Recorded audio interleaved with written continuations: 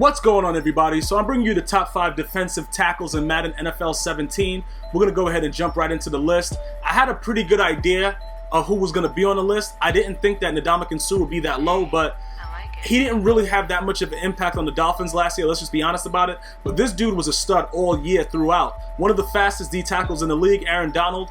I wasn't really surprised about anything that he has there, bro. Like, seriously, I watched this man just throw linemen to the ground instantaneously, bro, and just continue to proceed to the quarterback and sack him immediately. So he deserves the #1 spot. I'm pretty sure there's going to be other guys going to say, you know, maybe another person. Geno Atkins is a close second, but I don't know of another D tackle that plays the position as D tackle thoroughly throughout that should have been here other than Aaron Donald. Maybe you guys know somebody. Let me know. I'm waiting to see. Geno Atkins, like I said before, he's been consistently around as a top D tackle. He's not really a flashy guy.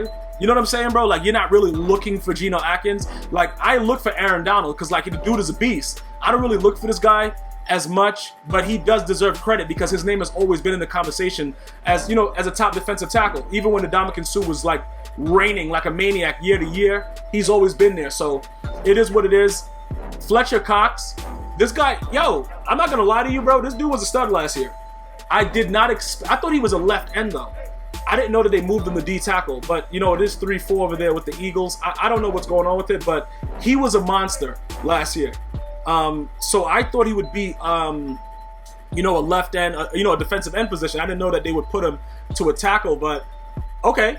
You know, he was a stud last year. If that's what he is, that's what he is. 93 overall at D tackle. He is kind of light, though, for a D tackle. That's why I preferred him as an end, but yeah, I have no quarrels with this because no matter where he played on the line last year, he was a shining light for the Eagles, so he definitely deserves that. Ndamukong Suh, he's gonna always be up there. The dude he's strong as an ox, and he will step on your face with his cleats.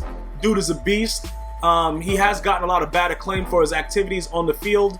Obviously, we know about that. One of the major ones with the, you know, stepping in the dude's face with the cleat. But he's been a stud. You can't debate him being one of the greatest tackles, probably when he retires in the history of football. I think they used to compare him to Warren Sapp. In my opinion, I don't think he's there at a Warren Sapp level yet, but he's been a great defensive tackle consistently throughout the year, so I knew he'd be in the top 5. I just thought he'd be higher, but I guess Fletcher Cox coming over kind of changed that. Kawan Short, he was a stud. Again, one of the major reasons why the Panthers were able to do what they were able to do on defense. A complete stud. 70 speed. I thought he was a little bit slower than that, though, bro. I think that's being generous with the 70 speed. Power move was pretty sufficient. He's that weak, though, with an 87 strength, but his block shed is 93. I don't know. It is what it is, bro, but it's the top 5 defensive tackles. Let me know if you think somebody should be here that wasn't, and leave it in the comments. And justify your claim, bro, so we can have a conversation. Until next time, one love.